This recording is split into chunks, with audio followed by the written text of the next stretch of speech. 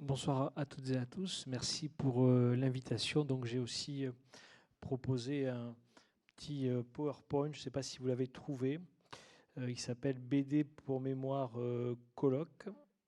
Voilà. Alors, le temps qu'il arrive, très rapidement, donc me présenter, mais l'essentiel a été dit. Donc, je suis Hubert Strouk, responsable du service pédagogique au mémorial de la Shoah. Voilà, tout apparaît ici, c'est parfait. Et l'idée, dans le temps qui m'est imparti, donc on compte quoi? 20 minutes, je ne veux pas retarder le 20-25 minutes, une demi-heure, vous me dites une demi-heure? Bon, voilà. Après le 20, d'accord, très bien. Donc je me cale sur une demi-heure environ.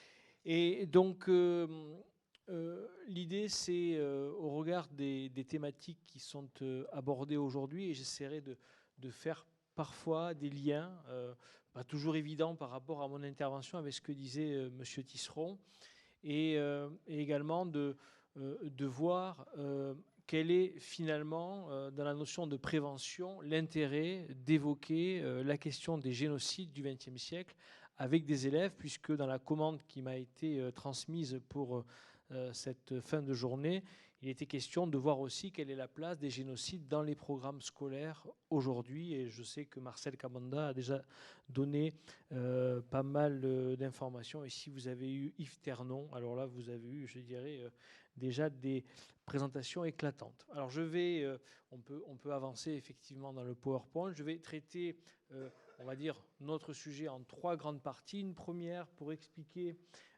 quelles sont les actions du mémorial de la Shoah, mais je serai très court, mais ça nous dira dans tous les cas quelque chose sur pourquoi aujourd'hui le mémorial de la Shoah s'intéresse autant à la question des génocides.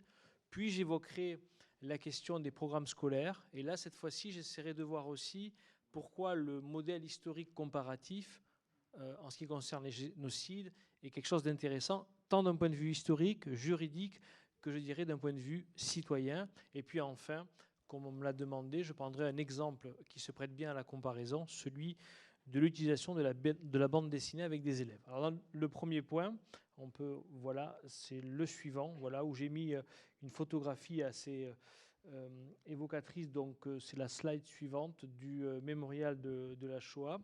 Donc le mémorial de la Shoah, très rapidement, créé en 1943, il porte alors le nom de Centre de documentation juive contemporaine, et l'idée, c'est de collecter à partir de Grenoble, c'est un homme qui s'appelle Isaac Schneerson qui a cette idée de collecter les archives du génocide des Juifs qui est en train donc de se dérouler en Europe. D'ailleurs, c'est au même moment, vous le savez, que Raphaël Lemkin, en 1943, est en train justement de fonder ce concept de génocide qui deviendra, et c'est un petit peu l'occasion de cette journée, donc qui deviendra en 1948 une convention pour la prévention et la répression du crime de génocide. Et donc, le mémorial va CDJC à l'époque, mémorial du martyr juif inconnu à partir de 1956, et puis, oui, je vais très vite dans l'histoire, mais j'insiste sur la notion de centre d'archives, parce que c'est au cœur ensuite de nos pratiques pédagogiques et de toute notre activité de formation. C'est qu'en 2005, le mémorial du martyr juif inconnu dans le 4e arrondissement de Paris devient alors le mémorial de la Shoah. Et cette fois-ci, l'idée, c'est bien sûr de poursuivre ce qui a été fait précédemment, c'est-à-dire être un centre d'archives, mais insister sur la formation et sur l'action éducative à destination des élèves. Formation au départ des enseignants. Mais c'est aussi un changement d'optique qui consiste à dire qu'on ne va pas s'intéresser qu'à la Shoah, c'est-à-dire au génocide des Juifs ou à l'Holocauste, peu importe ici le terme, on va s'intéresser à l'ensemble des génocides du XXe siècle. Et donc là, il y a un tournant qui est pris par le mémorial, qui est de s'intéresser aussi bien au génocide des Arméniens, 1915-1916, celui des Juifs et des Tziganes durant la Seconde Guerre mondiale, ou alors celui à partir du 7 avril 1994 relatif au génocide des Tutsis. Et donc, c'est quand même, alors sans que ce soit une révolution copernicienne, c'est quand même un changement notable pour le mémorial parce que ça signifie vraiment s'ouvrir à d'autres thématique. Et puis au moment où ça se produit, on est dans une période où effectivement il y a eu ce qui s'est passé au Rwanda, il y a eu les tribunaux pénaux internationaux donc du Rwanda, de l'ex-Yougoslavie. Et il y a donc là aussi une matière, on va dire, à s'emparer de ce sujet. Et le mémorial souhaite aussi, dans cette perspective, mettre à profit l'expérience acquise concernant le génocide des Juifs. Et aujourd'hui, notre vocation, c'est toujours de collecter les archives relatives donc au génocide des Juifs, mais aussi des Arméniens, des Tutsis, afin d'avoir un centre de documentation qui soit largement ouvert sur ces questions-là. Donc on peut avancer. Et bon, voilà, en 2005, c'est aussi le moment où est inauguré le mur des noms à Paris. Le mur des noms, c'est les noms des 76 000 juifs qui ont été déportés sur les 300 000 environ juifs qui étaient présents sur le sol français en 1940. Donc voilà un petit peu la présentation globale, mais ça veut dire aussi que cette logique de s'intéresser à l'ensemble des génocides est une logique que nous avons conservée quand nous menons des activités avec nos élèves. Il ne s'agit pas seulement de s'intéresser à l'antisémitisme, à la situation des Juifs de France ou d'ailleurs et à la Shoah, mais aussi de s'interroger sur le sort d'autres peuples. Donc on peut avancer, voilà. Donc d'ailleurs, je ne le diffuserai pas, mais nous avons ici, par exemple, mis en place des vidéos très très courtes, on va dire adaptées aujourd'hui au format des élèves. Et là, c'est un extrait de cette vidéo qui porte sur l'histoire des génocides du XXe siècle, donc vous pouvez retrouver en ligne sur la chaîne YouTube du Mémorial, et qui permet en l'espace de 7 minutes environ eh bien, d'avoir une vision comparative de ces génocides. Donc ça, c'est pour l'action du Mémorial. C'était mon premier point, mais c'est là où je vais être peut-être le plus rapide. Et le deuxième point, maintenant, c'est de rentrer dans j'ai envie de dire, dans le vif du sujet, c'est-à-dire pourquoi cet intérêt, donc on peut changer de slide, pour l'enseignement des génocides dans le cadre des programmes scolaires. Alors ce qu'il faut, et on peut avancer un tout petit peu, c'est juste le titre, voilà.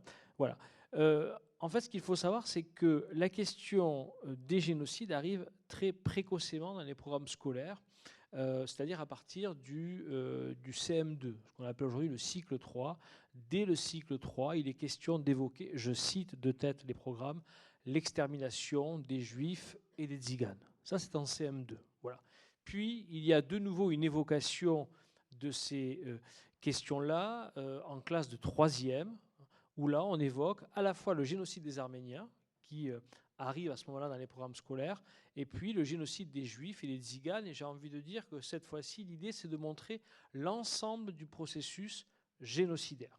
Et si on avance un petit peu, je ne sais pas si... Voilà. Et ici, je prends l'exemple maintenant des programmes de lycée, parce que l'idée, c'est d'aller vers un approfondissement de ces notions. Je pense qu'on peut appuyer. Voilà. En terminale, on va traiter, vous voyez, des crimes de masse et des génocides, ce qui est une perspective un peu plus large, le crime de masse, que le génocide. On peut avancer encore. Voilà. Puis, la question de la justice pénale internationale, notamment les tribunaux Cachacha, qui sont des tribunaux populaires qui sont mis en place donc, au moment après le génocide des Tutsis, parce que la question qui se pose et la particularité intéressante au regard des thématiques d'aujourd'hui du génocide des Tutsis, c'est que vous savez qu'il y a cette thèse qu'a peut-être évoquée Marcel Kabanda d'Hélène Dumas qui s'appelle le génocide au village. Ça veut dire que au Rwanda, après le génocide, c'est-à-dire à partir de juillet 1994, victimes et bourreaux se retrouvent dans le même village. Donc comment fait-on pour revivre ensemble après un drame qui a coûté en l'espace de 3 mois, qui a entraîné en l'espace de 3 mois la mort de 800 à 1 million de personnes. Vous voyez, voilà. Donc il y a toute cette logique et vont être réactivés donc au Rwanda ces tribunaux pénaux, ces tribunaux populaires qu'on appelle les tribunaux Cachacha. Évoquer donc à travers la démarche comparative les lieux de mémoire des Juifs et des Tziganes, et puis je crois qu'il en reste un ou deux, voilà, et le génocide dans la littérature et le cinéma. Alors pourquoi je montre tout ceci ?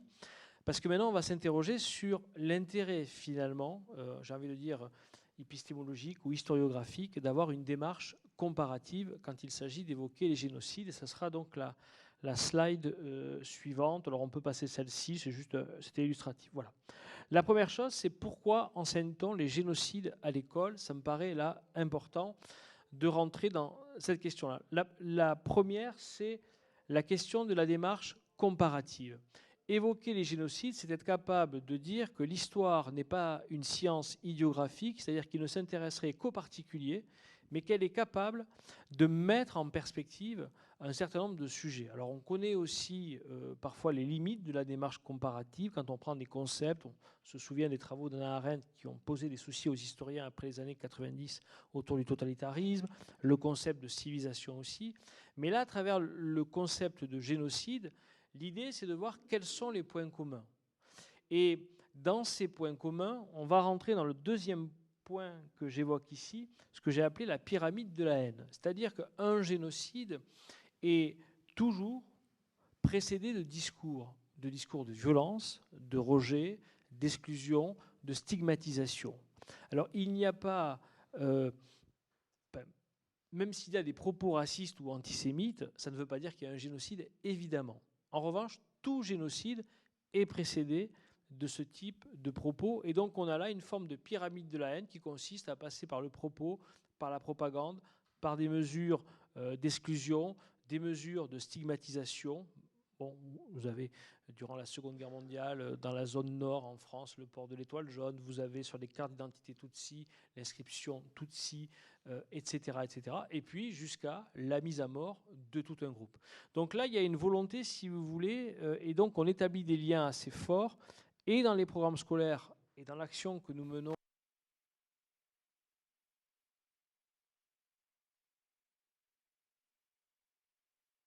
Non, ça marche? Ah oui, ça remarche.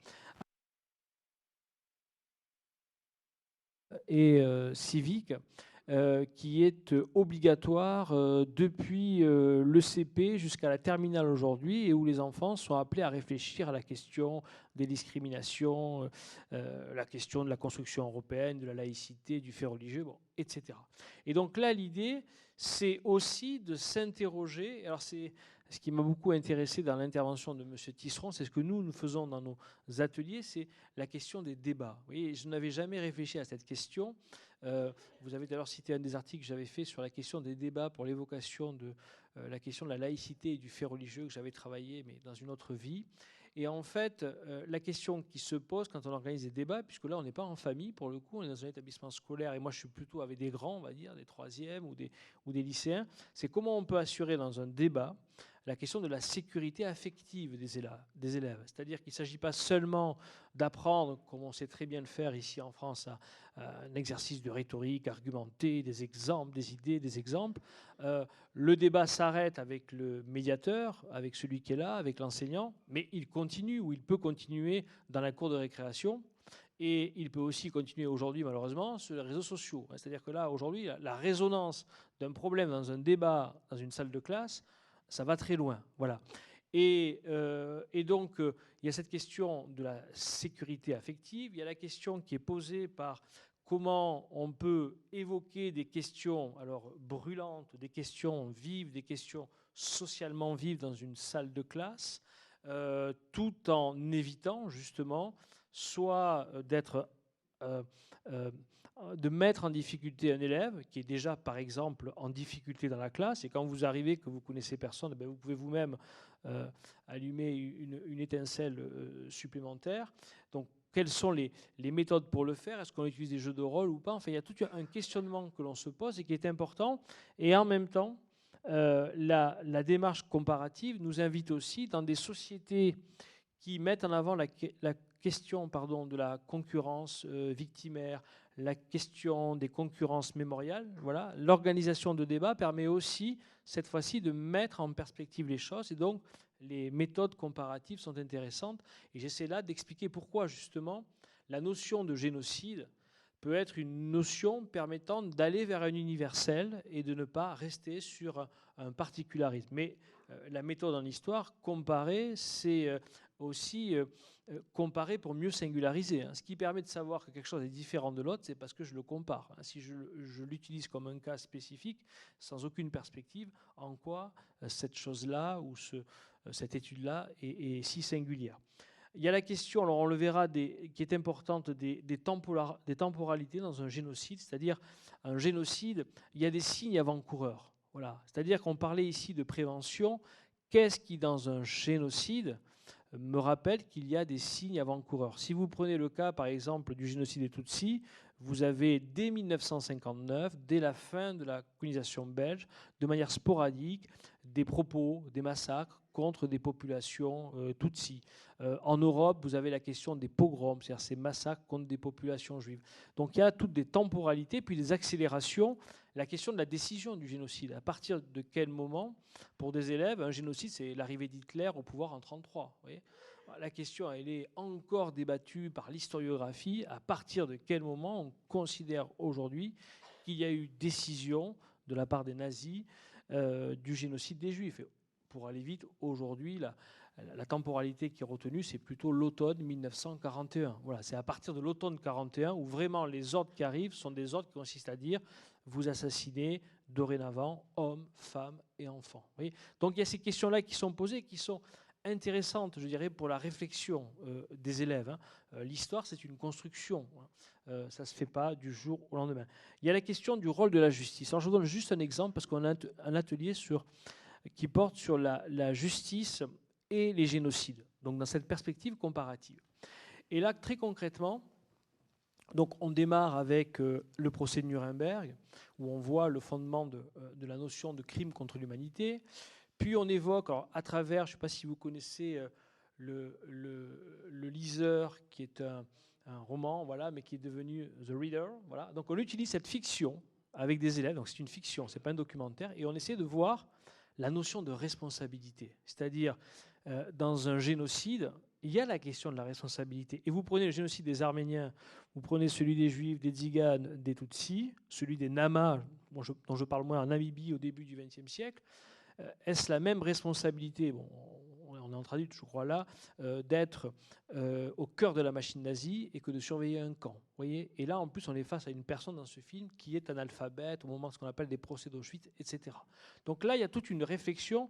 L'idée, c'est de s'emparer de la fiction, à la fois pour la comparaison et à la fois pour ouvrir la discussion. Et là, j'ai été, comme par hasard, j'ai envie de dire, je vous l'ai dit, le mémorial de la Shoah, c'est l'histoire, c'est les archives. Alors, quand on n'est pas historien, il y a quelques années, au mémorial de la Shoah, on était presque mal vu, si vous voulez. Bon. Mais là où je rejoins ce que disait M. Tisseron, on utilise la fiction. Pourquoi ? Parce que la fiction permet le débat en le mettant à distance. Si je parle d'une fiction, ce n'est pas moi qui parle. C'est-à-dire que je parle à partir de quelque chose qui est... Ah ben c'est de l'invention. Donc j'ai toujours cette excuse pour dire je ne m'implique pas, je me sens moins impliqué, mais en même temps, peu importe, j'exerce ma capacité à débattre. Et on arrive donc toujours à la question du procès Eichmann, par exemple. 61, le procès Eichmann, je ne reviens pas, comment il est enlevé par les services secrets israéliens, jugé en 61, et puis donc sentence de mise à mort à la fin du procès. La question qu'on pose avec les élèves, d'après vous, qui devait juger Eichmann ? Au-delà du côté rocambolesque du fait qu'il a été pris, effectivement, et enlevé en Argentine. Et en fait, c'est à partir de là qu'on arrive à faire émerger quel est le problème à l'époque, au-delà de la guerre froide, au-delà de la position de Jacques Pille, c'est qu'il n'y a pas d'idée de compétence universelle dans la justice. Oui, notion qui apparaît bien plus tard avec la CPI, etc. Donc on arrive comme ça à, là aussi, susciter un certain nombre de discussions par la démarche comparative et comment, finalement, il a fallu attendre le traité de Rome en 1998 pour mettre en avant ces questions-là. Et puis, il y a les 3 derniers points qui ont déjà été évoqués, notamment avec la diffusion du reportage précédent. Il y a la question de la dimension mémorielle. Quelle est la mise en mémoire des génocides ? C'est-à-dire qu'il y a toujours un temps. Alors moi, je ne suis pas psychologue, mais vous savez, quand l'historien Henri Rousseau avait travaillé sur la mémoire du régime de Vichy, il avait repris une grille psychanalytique pour montrer comment, finalement, la mémoire de la Shoah est une mémoire qui apparaît plutôt à partir des années 70, aussi parce que c'est le temps de laisser passer le traumatisme, en fait. Et c'est au moment où on peut passer le traumatisme, où on a pu en parler avec ses enfants, ou parfois difficilement, où on parlait peut-être avec les petits-enfants, qu'alors cette mémoire peut émerger. Donc là, il y a toute une question qui est posée sur la dimension mémorielle, les lieux de mémoire et autres. Et puis un génocide, vous verrez dans la démarche comparative, je pense que Marcel Cabanda a dû en parler, il y a la question qui est toujours posée du sauvetage. C'est-à-dire, oui, c'est la notion de juste dans le génocide des Juifs, mais regardez aujourd'hui les derniers travaux sur le génocide des Tutsis, c'est de s'intéresser au juste.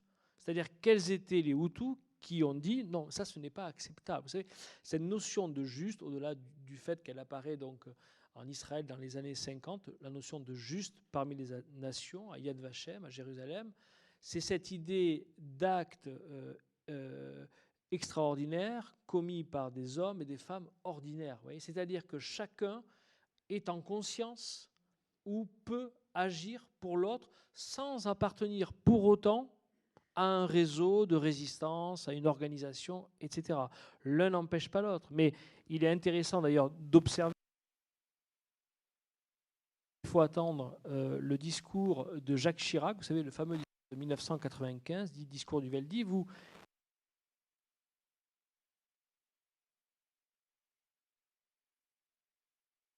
ouais. Ah, là, je le mets là. Ouais, exactement. Désolé.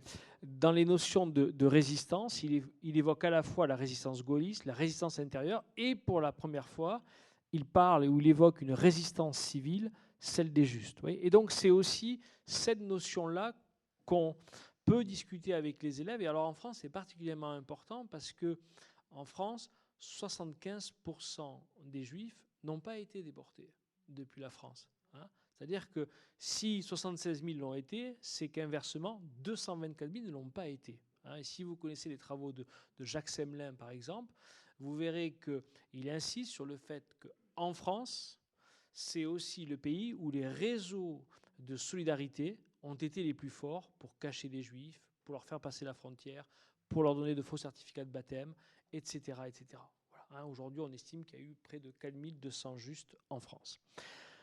Alors, il doit me rester 5 ou 6 minutes, et donc là, on arrive à un exemple très concret, mais qu'on va aborder alors à travers ces 3 planches que vous allez voir, parce que ça, effectivement, si vous voulez, c'est théorique, c'est une réflexion un petit peu théorique, mais concrètement, avec des élèves dans une classe, qu'est-ce qu'on fait?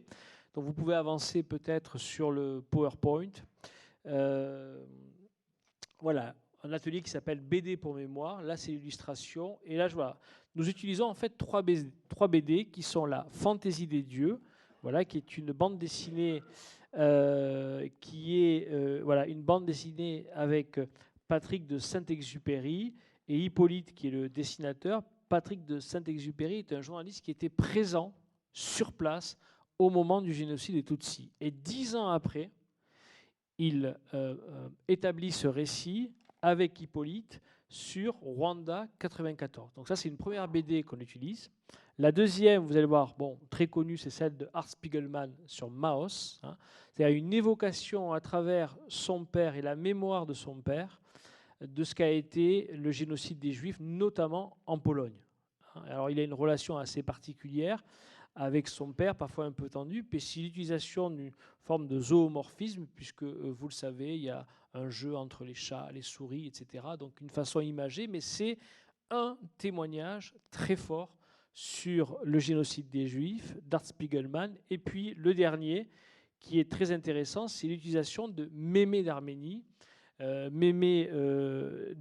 de Farid Boudjelal, où là, cette fois-ci, alors dans cette double culture arménienne et algérienne, Farid Boudjelal fait dialoguer donc une mémé, voilà, une mamie si vous voulez, pour reprendre le titre, avec ses petits-enfants, et elle évoque justement son arrivée à Marseille, son arrivée en France, et ce qu'a été pour elle le génocide des Arméniens. Donc ça, c'est, on va dire, la présentation des 3 bandes dessinées. Et alors après, voilà, qu'est-ce que l'on va faire? On va tout simplement faire travailler les élèves en groupe, chacun avec sa BD, à partir d'extraits de planches. Il faut retrouver le nom de la BD, il faut retrouver le nom des auteurs, le lieu de l'action, etc. Ça, c'est pour les plus jeunes, notamment pour des élèves de 3e.